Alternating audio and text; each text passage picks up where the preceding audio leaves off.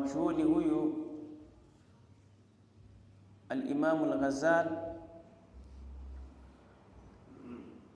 alisema anakuashiria mwanzo wa uongofu, litujariba biha nafsaka, ili uipatie majaribio,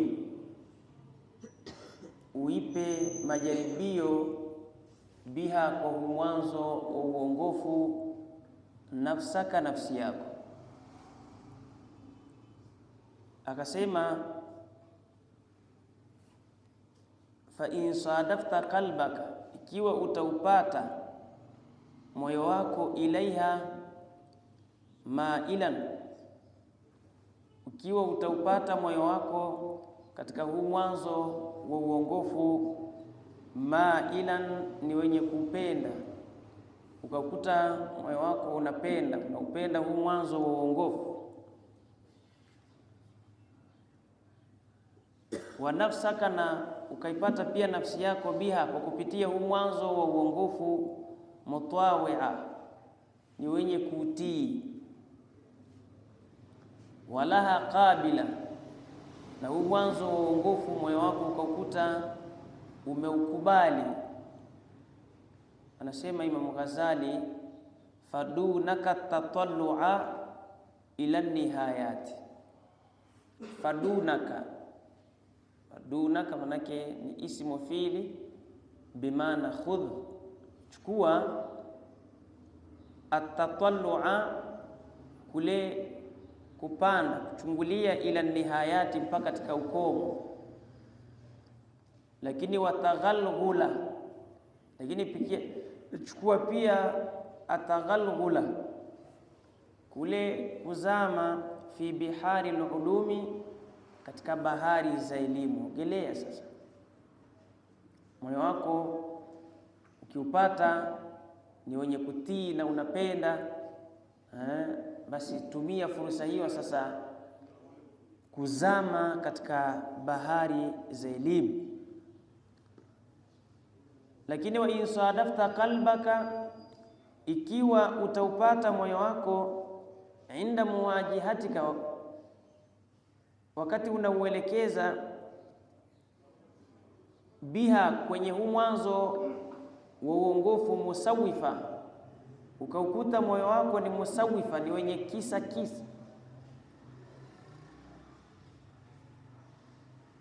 ni wenye kujichelewesha, manake ile nitafanya hivi.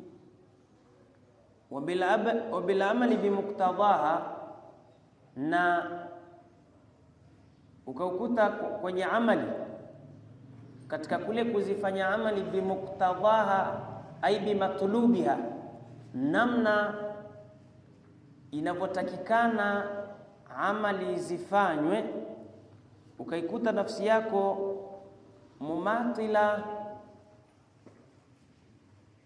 mumatilan, ni yenye kujichelewesha. Anasema al-Imam al-Ghazali, kiukuta hivyo, akasema fala, mjua, anna nafsaka, kwamba nafsi yako, almailata, iliyopondoka, ila talabi al-ilmi, kwenda kuitafuta elimu, hiya nafsul amaratu bisui, ni nafsi yenye kuamrisha uovu. Wakad intahadat, na itakuwa imesimama hiyo nafsi, muti'atan lishaitani al-la'in, kumtii shaitani aliyelaaniwa, liyudalliaka, ili shaitani akufunge wewe, bihabli ghururihi, na kamba za hadaa zake, fayastadrijaka, atakuvuta kidogo kidogo shaitani, bimakidatihi, kwa vitimbi vyake, ila ghamaratil halaki, kukuleta mpaka katika shimo, mpaka katika ukali wa maangamivu. Atakuleta mpaka katika ghamaratil halak, mpaka katika ukali mno wa maangamivu. Wakasuduhu, na lengo lake shaitan, ayurawija alaika sharra, ni kukupitishia wewe shari, fi maradhil khairi, katika sehemu za khairi.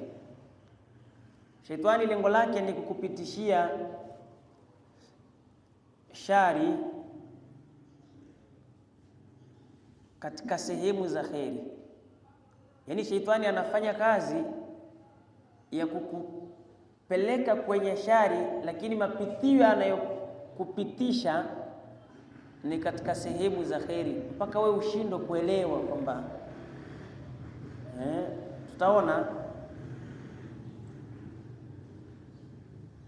hata atakupitisha hata mpaka yulhikaka, kukutanisha wewe bil aksarina a'mala, na walopata hasara matendo yao, alladhina, wale ambao kwamba dhalla sa'yuhum, zimepotea juhudi zao, fil hayati dunya, katika maisha ya huu ulimwengu, wahum, na hali ya kuwa wao, yahsabuna, wanadhani, annahum, kwamba wao, yuhsinuna sun'a, wanafanya vizuri.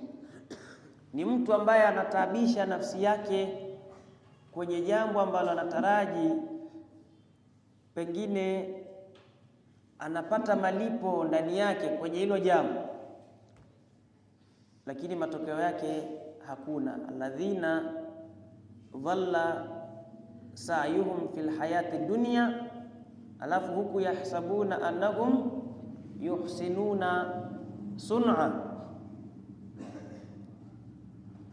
Wa inda dhalika, na wakati huo shaitan yatlu, wa inda dhalika, na wakati huo yatlu alayka shaitan, shaitani anakusomea wewe fadhla alilmi, ubora wa elimu, wa darajatul ulama, na daraja za wanawazuoni.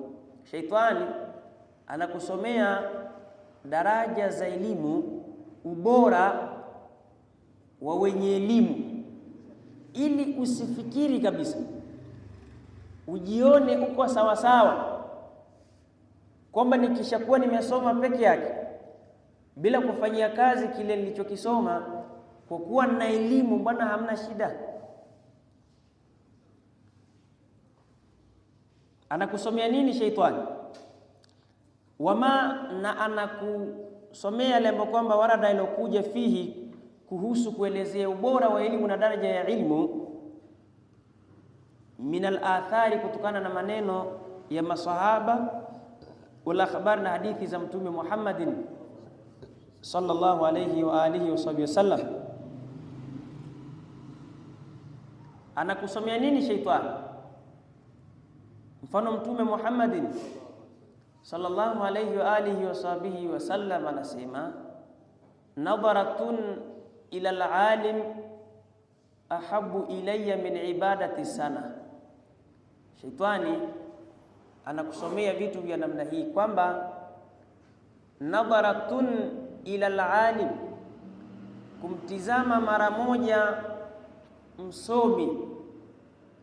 Mtume anasema ahabbu ilayya, ni bora zaidi kwangu mimi hilo la kumtizama mara moja mwenye ilmu, min ibadati sana, kuliko ni mtu akafanya ibada za sunna za mwaka mzima.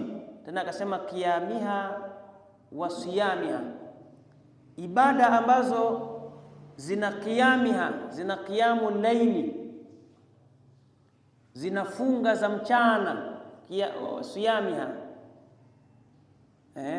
Mtu huyo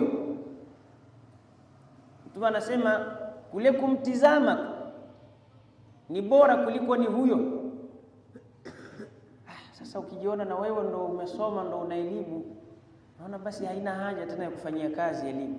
Kama ubora, kama mtu tu kumtizama mara moja, hilo linakuwa bora zaidi kuliko ni hata mtu alofanya ibada kwa muda wa mwaka mzima, ibada za kiamu laili na mpaka za sasa nafurahi yasema sasa tande, kuna nini tena? Mwenye elimu si ndo mimi bwana. Sasa kuna kazi gani tena? Kuna nini tena kwenda kufanyia kazi elimu gani tena? Ieleweke hapa, kinachozungumzwa manake ni mtu ambaye amesoma lakini pia anaifanyia kazi kile alichokisoma. Huyu ndo atakuwa hana hatari hii ya kuchezewa ni shaitani. Lakini yule ambaye amesoma alafu hana habari kufanyia kazi kile alichokisoma, huyo anachezewa na shaitani. Shaitani anakuwa anamsomea vitu vya namna hii. Kingine kitu gani anamkumbusha shaitani? Anamsomea shaitani huyu mtu. Mtume anasema annasu alimun wa mutaallim. Shaitani anamwambia bwana wewe. Mtume anasema bwana, annasu alimun wa mutaallim. Watu ni wawili tu bwana, ni mwalimu na mwanafunzi anayejifundisha. Walbaki hamaju, walobakia anasema Mtume kwamba ni hamaju. Nini maana ya hamaj? Ai dhubabun saghir kalbaghudhi yakau ala wajhi alhamir walghanam. Ai walobakia ni vinzi vidogo vidogo vile ambavyo huwa vinatua katika nyuso za punda na mbuzi wale wanaokondeana wale, sisi tunaita viinzi vya kimangati ile kunang'ang'ania ukiwa hata unachunga huko na nini, kuna viinzi fulani vile. Sasa shetani anakukumbushia haya, alafu wewe sasa kwa kuwa umesoma una elimu na hufanyi kazi elimu, unaona sawa kabisa, maana haina shida. Kama mimi mwenye elimu, Mtume anathibitisha kwamba watu ni wawili tu, ni msomi na mwanafunzi anayetafuta elimu. Hao wengine ni nzi tu. Ala, mtu anavimba sasa. Sasa ndio mimi bwana, ndio mwenye ndio elimu nani, ndio nimesoma mimi bwana. Sasa kuna nini tena kwenda kuswali tena? Kuna nini tena kuna haja gani tena ya kwenda kuswali? Si elimu ninayo mimi. Kuna haja gani tena ya kufanya khairi? Kuna haja gani? Kuna hivi. Anaendelea shaitani kumsomea huyu mtu hadithi za Mtume Muhammadin. Anasema fadhlul alim, ubora wa mwalimu wa mwenye elimu, ubora wa mwenye elimu ala al-abidi, dhidi ya ubora wa anayefanya ibada tu. Yani ubora wa yule alim ambaye ana ilmu ya kuwasomesha watu na kuwafundisha watu khairi, dhidi ya yule mtu anayefanya ibada, mbali na yule ambaye hafanyi kabisa ibada. Hapa ana manake ni alim, yule ambaye ana elimu na anasomesha watu khairi, anafundisha watu, dhidi ya mtu anayefanya ibada, dhidi ya yule ambaye ana elimu ya kufanyia ibada tu, yeye hasomeshi watu. Mtume anasema 70 daraja, ni kwa daraja 70, yani walivyopishana ni daraja 70. Mtume akasema ma baina kulli darajataini, umbali uliopo kati ya kila daraja mbili, kama baina samai wal ardh, ni kati ya umbali uliopo kati ya mbingu na ardhi. Yani walivyopishana mwalimu anayesomesha watu khairi na yule anayefanya ibada tu, walivyopishana kidaraja zile 70, maana daraja moja walivyoachana ni kama umbali ulioko kati ya mbingu na ardhi. Sasa mtu akiambiwa haya, sasa si mimi ndo bwana, kuna nini tena anafanya mambo anayotaka yeye, yale yaloelekezwa yeye hana habari nayo. Elimu yale yote kasoma, lakini kile alichoelekezwa na elimu hana anachokifanyia kazi hata kidogo. Swala sali, tukuta mambo ya ajabu ajabu yenu yumo, mara beti, mara vitu gani vitu vya hovyo hovyo. na ni msomi aliyesoma na kasoma kwamba hayo ameyakatazwa au kuna aloyaamrishwa, yeye kaachana nayo. Sasa shaitani anakupitishia kule kule kwenye khairi ili akupate vizuri. Anakumbusha, bwana, unajua lakini daraja ya msomi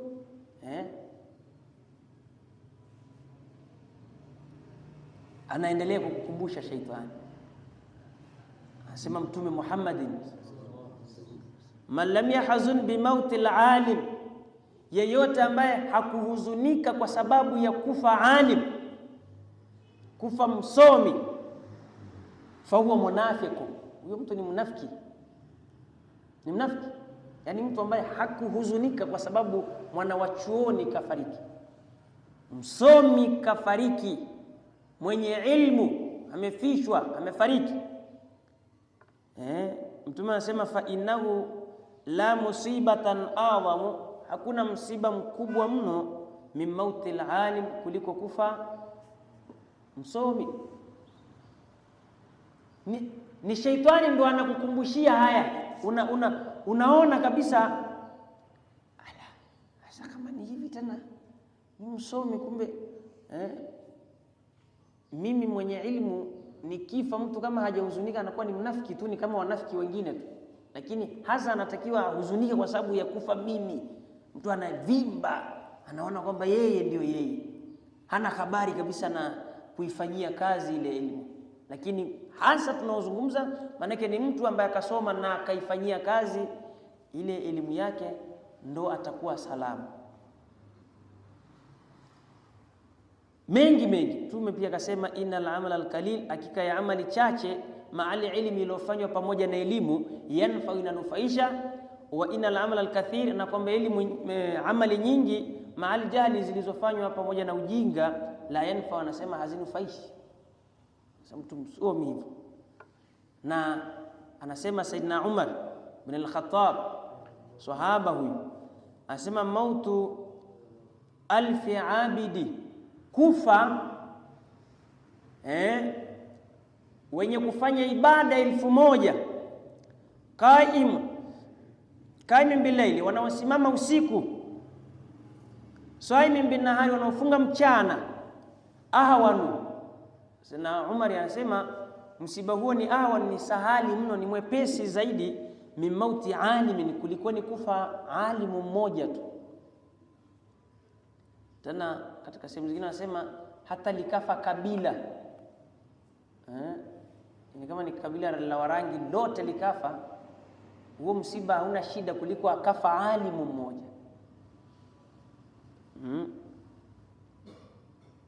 Mengi. Sasa shaitani anakuwa anakuletea haya katika kichwa chako, alafu na wewe unaona kabisa, sasa kuna nini tena? Kama ni mimi ndo msomi, ndo mwenye daraja kubwa kiasi hiki, kuna nini tena? Kusali nini bwana? Elimu peke yake nayo inatosha bwana. Mtu anajifanyia anavyotaka yeye mwenyewe. Sikiliza, na wakati huo yule hika na kupumbaza shaitani, an kaulihi sallallahu alayhi wasallam, kukupumbaza uisahau au kukusahauzisha uisahau kauli yake Mtume Muhammadin sallallahu alayhi wasallam isemayo, man izdada ilma, yeyote atakayezidisha elimu, walam yazdad huda, na wala sizidishe mwongozo, lam yazdad min Allahi, hana anachokizidisha kwa Mwenyezi Mungu Subhanahu wa Ta'ala, illa bu'da, isipokuwa ni kuwa mbali.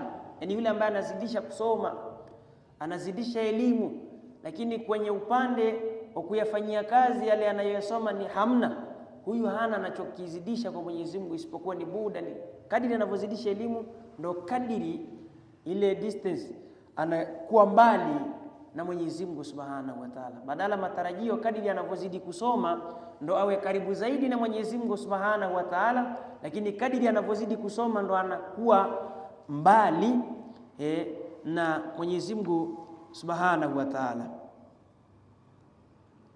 Wa an kaulihi sallallahu alayhi wasallam, na shaitani pia anakupumbaza na kuweka mbali uisahau kauli yake Mtume Muhammad sallallahu alayhi wa alihi wasallam isemayo, ashaddu nnasi adhaba, ashaddu nnasi adhaba, adhabu kali kwa watu yaum alqiyama, ni siku ya kiyama.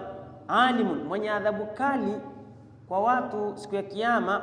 Alimun, ni msomi. Lam yanfa'ahu Allahu biilmihi, yule ambaye Mwenyezi Mungu hakumnufaisha kwa ile elimu yake. Yani anakusauzisha, huwezi kumbuka haya kwamba atakayeadhibiwa zaidi ni msomi, ni mwalimu ambaye Mwenyezi Mungu hakumnufaisha na ile elimu yake, akawa hafanyii kazi ile elimu yake. Huyu ndo katika wenye adhabu kali mno. Katika sehemu nyingine anasema fa'alimum, wanasema katika kitabu cha Zubadu anasema fa'alimum bi'ilmihi lam ya'malan mu'adhabun min qabli ubadil wathan. Yule fa'alimun bi'ilmihi lam ya'malan, msomi aliyesoma ambaye hafanyi kazi kile alichokisoma, huyu mu'adhabun, ataadhibiwa kwanza min qabli ubadil wathan, hata kabla ya wale ambao wanawaabudu masanamu, yeye atatangulizwa kwanza aadhibiwe yeye. Uone madhara ya kutofanyia kazi kile ulichokisoma. Kusoma peke yake kweli daraja ni kubwa, lakini mwenye hiyo daraja ni yule ambaye anafanyia kazi elimu, anafanyia kazi kile alichokisoma. So wewe umesoma peke yake ukatulia tu, ukawa wewe ndo mstari wa kwanza wa kufanya yale ambayo hayatakikani. Wakana sallallahu alayhi wasallam yaqul, na alikuwa Mtume Muhammadin sallallahu alayhi wasallam yakula, alikuwa akisema Allahumma, e Mola, inni, haki yangu mimi, a'udhu bika, najilinda kwako wewe, min ilmi la yanfa, kutokamana na elimu isonufaisha, wa qalbin la yakhsha, na moyo usonyenyekea, wa amali la yurfa, na amali ambazo hazikubaliwi, manake ndani yake zinaria na mambo mengi mengi.